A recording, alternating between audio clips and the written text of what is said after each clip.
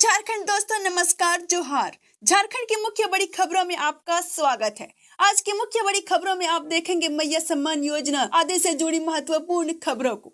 दोस्तों, आज के दौर में सोशल मीडिया पर अधिकतर चैनलों पर गलत न्यूज देखने को मिलता है, इसलिए हमारा उद्देश्य है कि 100% सही और ताजा खबरें आप तक पहुँचे। मैया सम्मान योजना फिर खुल सकता है पोर्टल, क्या सरकार बढ़ाएगी बजट? झारखंड सरकार की मुख्यमंत्री मैया सम्मान योजना से जुड़ी महिलाओं के लिए एक राहत भरी खबर सामने आ सकती है। 17वीं किस्त मिलने के बाद अब लाभुक महिलाएं 18वीं किस्त का इंतजार कर रही है। इस योजना के तहत राज्य की महिलाओं को हर महीने 2500 रुपए की आर्थिक सहायता दी जा रही है, जिससे उनकी रोजमर्रा की जरूरतें पूरी करने में मदद मिल रही है। इसी बीच उन महिलाओं के लिए भी उम्मीद जगी है जो अब तक इस योजना से नहीं जुड़ पाई है। वजह चाहे उम्र पूरी ना होना या फिर दस्तावेजों की कमी, अब सरकार इस दिशा में बड़ा फैसला ले सकती है। राज्य का बजट सत्र 18 फरवरी से 19 मार्च तक चलने वाला है। सूत्रों के मुताबिक इस दौरान सरकार मैया सम्मान योजना के बजट में बढ़ोतरी कर सकती है। अगर ऐसा होता है तो नए लाभुकों को जोड़ने के लिए योजना का पोर्टल दोबारा खोला जा सकता है। पोर्टल आखिरी बार दिसंबर 2025 में खोला गया था, जिसमें बड़ी संख्या में महिलाओं ने आवेदन किया था। कई महिलाएं अब अपनी पहली किस्त का इंतजार कर रही है। वही जो महिलाएं अब तक आवेदन नहीं कर पाई थी, उनके लिए ये एक सुनहरा मौका हो सकता है। फिलहाल राज्य में करीब 56 लाख महिलाएं इस योजना का लाभ ले रही है। कोचिंग संस्थानों की मनमानी पर लगेगी लगाम। झारखंड कोचिंग नियंत्रण विधेयक को राज्यपाल की मंजूरी। झारखंड में अब कोचिंग संस्थान मनमाने तरीके से नहीं चल सकेंगे। राज्यपाल संतोष कुमार गंगवार ने मंगलवार को झारखंड विधानसभा में पारित झारखंड कोचिंग सेंटर नियंत्रण एवं विनियम विधेयक 2025 को अपनी मंजूरी दे दी है। इसके साथ ही यह विधेयक अब कानून बन गया है। इस नए कानून का मकसद राज्य में चल रहे कोचिंग सेंटरों को नियंत्रित करना, उनमें पारदर्शिता लाना और छात्रों के हितों की रक्षा करना है। खास तौर पर बड़े कोचिंग संस्थानों पर सख्त नियम लागू किए गए हैं। ये कानून उन कोचिंग संस्थानों पर लागू होगा जहां 50 से ज्यादा छात्र पढ़ते हैं। इसके तहत फीस, बुनियादी सुविधा और कामकाज को लेकर स्पष्ट नियम बनाए गए हैं। कोचिंग सेंटर को अलग से रजिस्ट्रेशन कराना होगा। 5 लाख रुपए की बैंक गारंटी देनी होगी। जिन सेंटरों में 1000 से ज्यादा छात्र होंगे वहाँ मनोचिकित्सक, काउंसलर की नियुक्ति जरूरी होगी। नियमों का उल्लंघन करने पर जुर्माना, लाइसेंस रद्द और ब्लैकलिस्ट करने का प्रावधान है। 16 से कम उम्र छात्रों का नामांकन करने से पहले अभिभावक की अनुमति जरूरी होगी। हर कोचिंग सेंटर को अपनी फीस, कोर्स, शिक्षकों की जानकारी और सुविधाओं का पूरा ब्यौरा रेगुलेटरी कमेटी और वेब पोर्टल पर देना होगा। छात्रों और अभिभावकों की शिकायत के लिए शिकायत सेल बनाना अनिवार्य होगा। हर छात्र के बैठने के लिए कम से कम 1 वर्ग मीटर जगह देना जरूरी होगा। कोचिंग सेंटर सुबह 6 बजे से रात 9 बजे तक ही चल सकेंगे। इस कानून के लागू होने से कोचिंग संस्थानों पर निगरानी बढ़ेगी और छात्रों को सुरक्षित व बेहतर माहौल मिलेगा। साथ ही अभिभावकों को अब फीस और सुविधाओं को लेकर ज्यादा पारदर्शिता देखने को मिलेगी। झारखंड में शराब घोटाला, जल्द हो सकती है सीबीआई की एंट्री, जांच तेज। झारखंड में सामने आए शराब घोटाला मामले में अब केंद्रीय जांच ब्यूरो सीबीआई की एंट्री जल्द हो सकती है। जानकारी के मुताबिक छत्तीसगढ़ के रायपुर में आर्थिक अपराध विंग ईओडब्ल्यू में दर्ज केस के करीब 1 साल बाद सीबीआई ने इस मामले से जुड़ी जानकारी जुटानी शुरू कर दी है। माना जा रहा है कि सीबीआई बहुत जल्द इस केस में अपनी एफआईआर दर्ज कर सकती है। मामला 7 सितंबर 2024 को रायपुर ईओडब्ल्यू में दर्ज किया गया था। फिलहाल केस ईओडब्ल्यू के पास ही है, जहाँ झारखंड शराब घोटाले से जुड़े बड़े आरोपियों और कथित किंग पिन की भूमिका की जांच की जा रही है। इन आरोपियों में सत्ता के करीबी माने जाने वाले प्रेम प्रकाश के नाम भी शामिल है, जिसे पहले ईडी ने जमीन घोटाले के मामले में जेल भेजा था। रायपुर ईओडब्ल्यू ने प्रेम प्रकाश से जुड़े कई अहम दस्तावेज जुटाए हैं। साथ ही इस केस से जुड़े सभी कागजात और अपनी जांच रिपोर्ट की अनुशंसा के साथ दिल्ली स्थित सीबीआई मुख्यालय को सौंप दी है।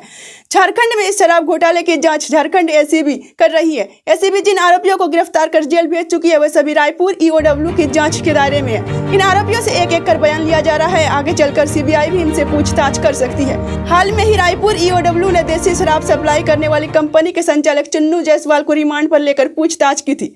इससे पहले भी अन्य आरोपियों से पूछताछ हो चुकी है। इस मामले में प्रवर्तन निदेशालय ईडी रांची ने साल 2024 में पीएमएलए धन शोधन निवारण अधिनियम के तहत जांच शुरू कर दी थी।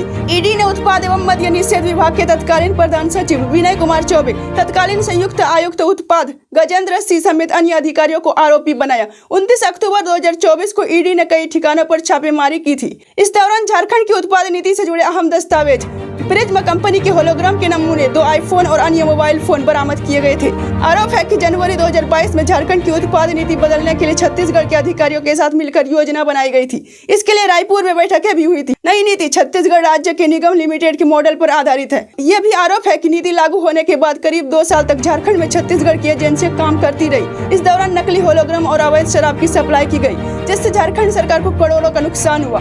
फिलहाल ईडी इस मामले में मनी लॉन्ड्रिंग एंगल से जांच कर रही है। वहीं सीबीआई के आने के बाद भ्रष्टाचार निवारण अधिनियम के तहत सभी बिंदुओं पर गहराई से जांच की जाएगी। वंदे भारत और अमृत भारत ट्रेनों में टिकट कैंसिल करना हुआ सख्त, जानिए आसान भाषा में नए नियम। भारतीय रेलवे ने वंदे भारत स्लीपर एक्सप्रेस और अमृत भारत एक्सप्रेस ट्रेनों के लिए टिकट रद्द, कैंसिलेशन और रिफंड के नियम बदल दिए हैं। रेलवे मंत्रालय की ओर से जारी ये नियम भारत के राजपत्र में प्रकाशित हो चुके हैं। अब इन ट्रेनों में टिकट कैंसिल कराने पर पहले से ज्यादा कटौती होगी। खास बात यह है कि रिफंड इस बात पर निर्भर करेगा कि आपने टिकट कितने समय पहले रद्द किया है। अगर टिकट ट्रेन के चलने से 72 घंटे से कम लेकिन 8 घंटे से ज्यादा समय पहले रद्द किया जाता है तो 50% किराया कटेगा, यानी यात्री को सिर्फ आधा पैसा ही वापस मिलेगा। अगर टिकट ट्रेन के चलने से 8 घंटे से कम समय पहले कैंसिल किया जाता है तो कोई रिफंड नहीं मिलेगा। इस स्थिति में पूरा किराया जब्त हो जाएगा। सामान्य ट्रेनों में पहले 48 घंटे से पहले टिकट रद्द करने पर केवल 120 से 240 रुपये तक ही मामूली चार्ज लगता था, लेकिन अब वंदे भारत स्लीपर और अमृत भारत ट्रेनों में टिकट बुक होते ही न्यूनतम 25% की कटौती कर दी गई है। इन ट्रेनों में RAC की सुविधा भी नहीं मिलेगी, यानी टिकट या तो कन्फर्म होगा या सीधे वेटिंग में जाएगा। झारखंड में BR जाति को मिलेगा ST का दर्जा, आबादी और संस्कृति पर फिर होगा सर्वे। झारखंड में रहने वाले BR जाति को अनुसूचित जनजाति ST का दर्जा देने को लेकर एक बार फिर सर्वे शुरू करने की तैयारी की जा रही है। ये सर्वे इसलिए कराया जा रहा है ताकि यह तय किया जा सके कि BR समुदाय को ST सूची में शामिल किया जा सकता है या नहीं। BR समुदाय का दावा है कि झारखंड में उसकी आबादी करीब 50,000 है। समुदाय का कहना है कि उनकी संस्कृति, रीति रिवाज, त्योहार और परंपराएं झारखंड की अन्य अनुसूचित जनजातियों से काफी मिलती जुलती है। इसी आधार पर वो लंबे समय से खुद को ST सूची में शामिल करने की मांग कर रहे हैं। ये सर्वे डॉक्टर रामदयाल मुंडा जनजातीय कल्याण शोध संस्थान TRI की निगरानी में कराया जाएगा। इसके लिए एक चयनित एजेंसी के जरिए अध्ययन कराया जाएगा, जिसे 6 महीने के भीतर पूरा करने की योजना है। TRI ने इसके लिए निविदा टेंडर भी जारी कर दी है। BR समुदाय के लोग मुख्य रूप से सब्जी और फल बेचने का काम करते हैं। समुदाय खुद को भूमिहीन बताता है और अस्थायी आमदनी के लिए कई को दूसरे राज्यों में पलायन करना पड़ता है। झारखंड में यह समुदाय अधिकतर बिहार से सटे जिलों में पाया जाता है। फिलहाल राज्य में BR जाति को OBC अन्य पिछड़ा वर्ग की सूची में रखा गया है। जमशेदपुर में 24 घरों पर चलेगा बुलडोजर, 72 अवैध फ्लोर तोड़ने की तैयारी। जमशेदपुर में अवैध निर्माण पर बड़ी कार्रवाई होने जा रही है। जमशेदपुर अधिसूचित क्षेत्र समिति JNSC ने शहर के 24 भवनों में हुए नक्शा उल्लंघन को लेकर सख्ती शुरू कर दी है। इन भवनों में बने करीब 72 फ्लोर को तोड़ा जा सकता है। प्रशासन की टीम लगातार मौके पर जाकर जाँच कर रही है। JNSC की टीम ATM सहायक नगर आयुक्त के नेतृत्व में भवनों का निरीक्षण कर रही है और अवैध हिस्सों को चिन्हित किया जा रहा है ताकि कार्रवाई में कोई गलती न हो। बीते शुक्रवार को उपायुक्त कर्ण सत्यार्थी की अध्यक्षता में हुई बैठक में JNSC को 3 दिनों के भीतर रिपोर्ट सौंपने का निर्देश दिया गया था। इसी के तहत गुरुवार या शुक्रवार तक रिपोर्ट जिला प्रशासन को सौंप दी जाएगी। यह कार्रवाई हाईकोर्ट में दाखिल एक जनहित याचिका पर सुनवाई के बाद तेज कर दी गई है।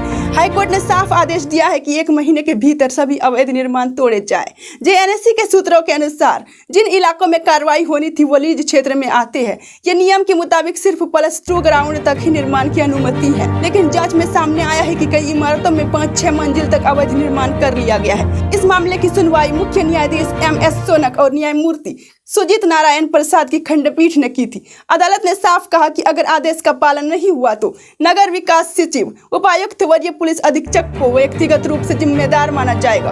अधिवक्ताओं की जांच समिति की रिपोर्ट में इन निर्माणों को पूरी तरह अवैध बताया गया। रिपोर्ट में भवन उपनियमों के उल्लंघन और अधिकारियों की लापरवाही को भी जिम्मेदार ठहराया गया। हाईकोर्ट ने JNSC के उपनगर आयुक्त को निर्देश दिया है कि वो 25 फरवरी तक कार्रवाई के अनुपालन रिपोर्ट अदालत में दाखिल करे। मामले की अगली सुनवाई 9 मार्च को होगी। झारखंड में AI डेटा सेंटर और नई तकनीकों में होगा निवेश, टेक महिंद्रा ने दिया प्रस्ताव। झारखंड में IT और डिजिटल तकनीक के क्षेत्र में बड़े निवेश की संभावना बन रही है। वर्ल्ड इकोनॉमिक फोरम के दौरान global IT company Tech Mahindra ने झारखंड सरकार के सामने आर्टिफिशियल इंटेलिजेंस, डेटा सेंटर और इमर्जिंग टेक्नोलॉजी में निवेश करने का प्रस्ताव रखा। टेक महिंद्रा के head and president IMEA division Sahil Dhawan ने मुख्यमंत्री हेमंत सोरेन, कल्पना मुर्मू सोरेन और झारखंड सरकार के प्रतिनिधि मंडल को टेक महिंद्रा लाउंज में आमंत्रित किया। इस दौरान राज्य के IT और डिजिटल इकोसिस्टम को मजबूत करने को लेकर सकारात्मक चर्चा हुई। टेक महिंद्रा के प्रतिनिधियों ने कहा कि झारखंड ऊर्जा सरप्लस राज्य बनने की ओर तेजी से बढ़ रहा है, क्योंकि AI और डेटा सेंटर जैसे आधुनिक तकनीकों को बड़ी मात्रा में बिजली की जरूरत होती है। इसलिए झारखंड इन निवेशों के लिए उपयुक्त राज्य बन सकता है। कंपनी ने अंडरग्राउंड एनर्जी स्टोरेज और अन्य उन्नत ऊर्जा समाधानों पर राज्य सरकार के साथ मिलकर काम करने की भी बात कही। टेक महिंद्रा ने झारखंड में प्रस्तावित IT पार्क को मजबूत करने में रणनीतिक भागीदार बनने की इच्छा भी जताई। इसके साथ ही कंपनी ने यहाँ ग्लोबल कैपेबिलिटी सेंटर GCC स्थापित करने की भी संभावना जताई। इस सेंटर के जरिए IT सेवाएं, रिसर्च और development, mining research, finance, customer service और डिजिटल इनोवेशन जैसे वैश्विक कार्य युवाओं के जरिए किए जाएंगे। इससे राज्य को वैश्विक तकनीकी पहचान मिलेगी। टेक महिंद्रा ने बताया कि वह शिक्षा, स्कॉलरशिप और स्किल डेवलपमेंट से जुड़े कार्यक्रम चलाती है। झारखंड स्वीडन के बीच व्यापारिक रिश्तों को मिलेगी मजबूती। सीएम हेमंत सोरेन से स्वीडन इंडिया बिजनेस काउंसिल की प्रतिनिधि की मुलाकात। झारखंड और स्वीडन के बीच व्यापारिक सहयोग को और मजबूत करने की दिशा में अहम पहल हुई है।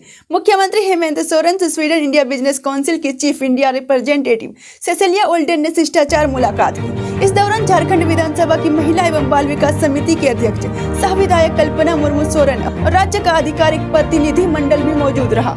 बैठक में झारखंड और स्वीडन के बीच व्यापार, निवेश और औद्योगिक सहयोग को बढ़ाने को लेकर विस्तार से चर्चा हुई। सेसिलिया ओल्डेन ने कहा कि Sweden India business council Jharkhand के साथ व्यापारिक साझेदारी को आगे बढ़ाने के लिए पूरा सहयोग देगा। उन्होंने बताया कि फिलहाल भारत में 50 से अधिक स्वीडिश कंपनियां काम कर रही है और भविष्य में झारखंड इन कंपनियों के लिए एक अहम निवेश स्थल बन सकता है। बैठक के दौरान इस बात पर भी सहमति बनी कि आगामी अप्रैल माह में एक विशेष राउंड टेबल बैठक आयोजित की जाएगी। इसका मकसद दावोस में हुई चर्चाओं और मुख्यमंत्री के पिछले वर्ष स्वीडन दौरे के दौरान वोल्वो समेत अन्य स्वीडिश कंपनियों के साथ हुई बातचीत को आगे बढ़ाना है। इस राउंड टेबल बैठक में अर्बन मोबिलिटी, खासकर शहरी परिवहन और उसकी फाइनेंसिंग से जुड़ी मुद्दों पर भी चर्चा की जाएगी। मुख्यमंत्री हेमंत सोरेन ने बताया कि झारखंड सरकार हर साल लाखों सरकारी स्कूलों के छात्रों को साइकिल उपलब्ध कराती है ताकि उनकी पढ़ाई में कोई बाधा न आए। उन्होंने स्वीडन इंडिया बिजनेस काउंसिल से अनुरोध किया कि राज्य में साइकिल और खासकर स्कूली बच्चों के लिए ई-साइकिल की संभावनाओं पर एक फिजिबिलिटी रिपोर्ट तैयार की जाए। मुख्यमंत्री ने कहा कि इस रिपोर्ट में ये समझने में मदद मिलेगी कि ई-साइकिल को बच्चों तक किस तरह प्रभावी और सुरक्षित तरीके से पहुंचाया जा सकता है। इस मुलाकात को झारखंड और स्वीडन के बीच आर्थिक और तकनीकी सहयोग को नई दिशा देने वाला कदम माना जा रहा है।